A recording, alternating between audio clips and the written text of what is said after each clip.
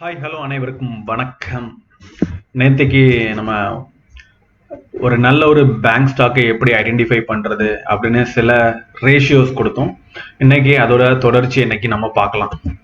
என்ன குருநாதா ஒரே ரேஷியோவாக கொடுத்துட்டு இருக்கீங்க அப்படின்னு சொல்லலாம். தேங்காய் வேணும்னா தென்னை மரம், ஏரி தான் வேணும் குமார், அந்த மாதிரி தான். ஸோ நல்ல ஒரு பேங்கிங் ஸ்டாக்ஸை ஐடென்டிஃபை பண்ணணும்னா இந்த மாதிரி ரேஷியோஸ் நிறைய இருக்குது. அதை என்னென்னு நம்ம தெரிஞ்சுக்கணும்.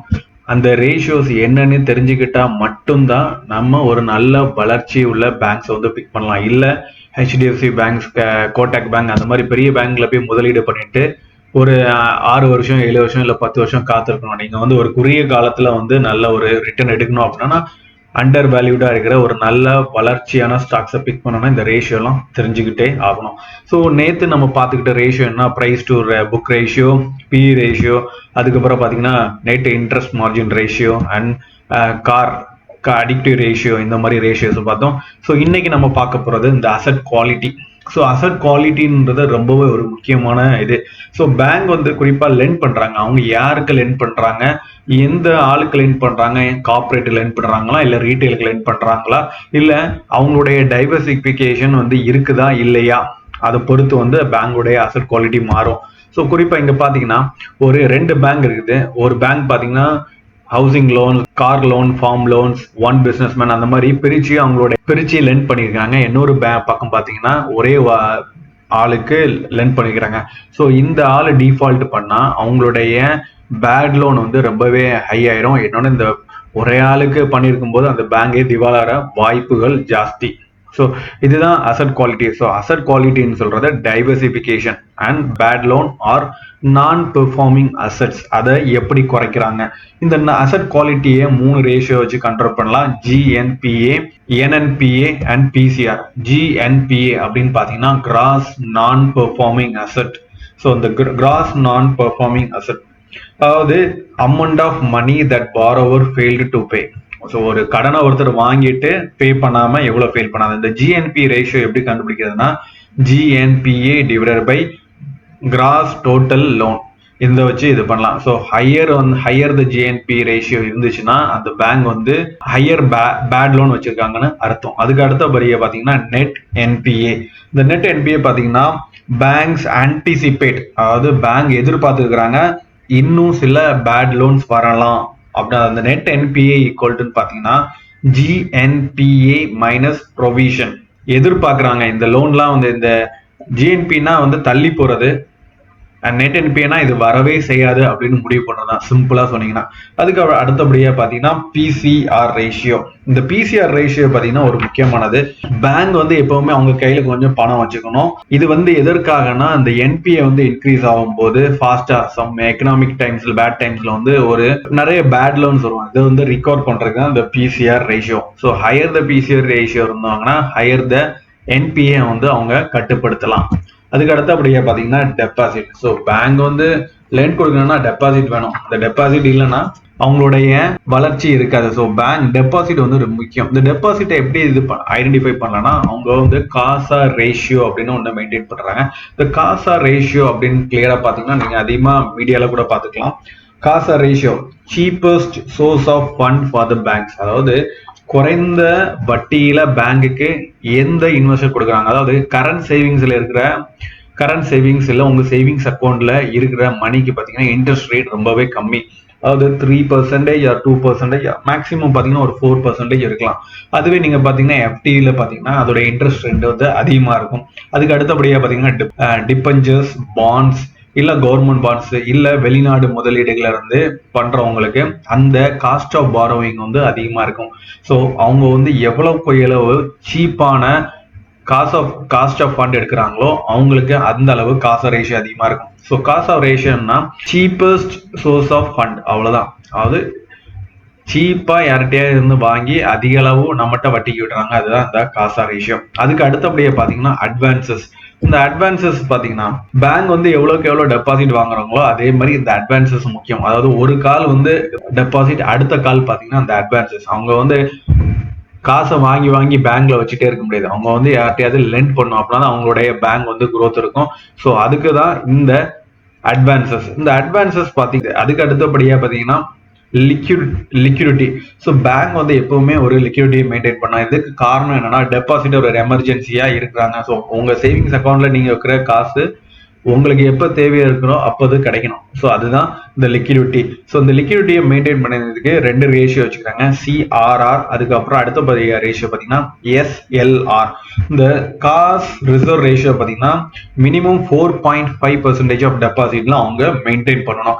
அதுக்கு அடுத்தபடியாக பார்த்தீங்கன்னா எஸ்எல்ஆர் ரேஷியோ. இந்த எஸ்எல்ஆர் ரேஷியோ பார்த்தீங்கன்னா 18% ஆஃப் டெபாசிட் மெயின்டைன் பண்ணணும். இந்த எஸ்எல்ஆர் ரேஷியோனா என்னன்னா, கவர்மெண்ட் பாண்ட், கோல்டு இதுலலாம் இன்வெஸ்ட் பண்ணி வச்சிருப்பாங்க. நீங்க பாத்தீங்கன்னா கேஷ் ரிசர்வ் ரேஷியோ, எப்பவுமே பேங்க் வந்து கேஷ் ரிசர்வ் வச்சுட்டு இருந்தா அவங்களுடைய growth எப்படி இருக்கும்? அந்த பேங்க் வந்து உங்களுக்கும் வட்டி கொடுக்கணும், அவங்க சும்மாவே கேஷ் வச்சுட்டு இருந்தா எதுவுமே முடியாது. அதுக்கு தான் இந்த எஸ்எல்ஆர் ரேஷியோ. ஸோ இந்த எஸ்எல்ஆர் வச்சிருந்தா அவங்க வந்து கோல்டு ஆர் கவர்மெண்ட் பாண்ட்ஸ்ல டெபாசிட் பண்ணிருப்பாங்க, எப்போ தேவையோ அதை எடுத்துப்பாங்க. அதுக்கு அடுத்தபடியா பார்த்தீங்கன்னா டிஜிட்டலைசேஷன். ஒரு பேங்குக்கு முக்கியமானது டிஜிட்டலைசேஷன்.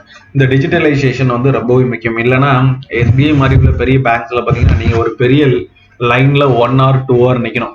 ஸோ அந்த மாதிரி நிக்கிறது வந்து யாருக்குமே இந்த காலத்துல பிடிக்கிறது, எல்லாருக்குமே ஃபாஸ்ட் க்ரோயிங் தான்.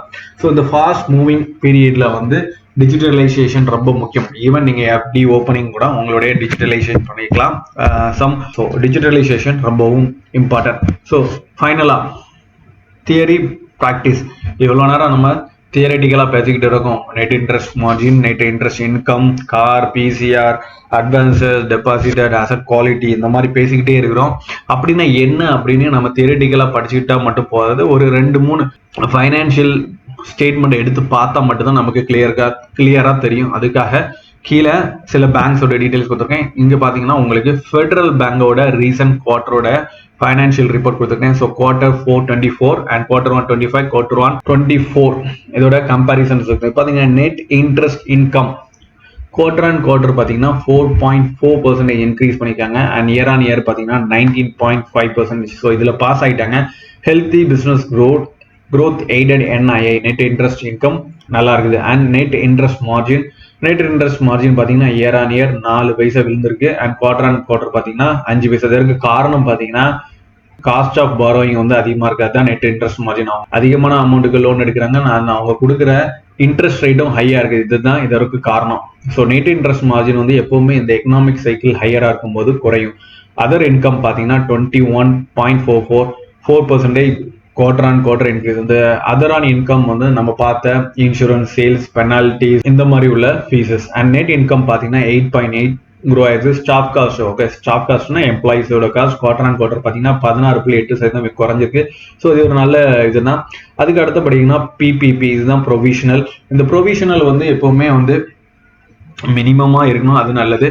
ஸோ ப்ராஃபிட் பிஃபோர் டேக்ஸ் பாத்தீங்கன்னா 12.6 அண்ட் ப்ராஃபிட் ஆஃப்டர் டேக்ஸ் பாத்தீங்கன்னா 11.4% குவார்டர். ஸோ ஹெல்த்தி தான். அதுக்கப்புறம் இங்க பாத்தீங்கன்னா இந்த அசட் குவாலிட்டி. ஸோ அசட் குவாலிட்டியில் பாத்தீங்கன்னா GNPA, NNPA, advances and deposits வருது. ஸோ GNPA பாத்தீங்கன்னா 4.6%, 6.6% இருக்கு. அதாவது இது இன்க்ரீஸ் ஆகல, இந்த பெர்சன்டேஜ்ல மெயின்டைன் பண்ணிட்டு இருக்காங்க. ஸோ இந்த GNPA அண்ட் NPA வந்து ப்ரீவியஸ் குவார்டரை விட இன்க்ரீஸ் ஆகிட்டே இருந்துச்சுன்னா அவங்களுடைய பேட் லோன்ஸோடைய கவுண்ட் இன்க்ரீஸ் ஆகிட்டு இருக்குன்னு அர்த்தம். ஸோ அட்வான்சஸ் பார்த்தீங்கன்னா 5% இன்க்ரீஸ் ஆகுது. அண்ட் டெபாசிட் பார்த்தீங்கன்னா 5.4.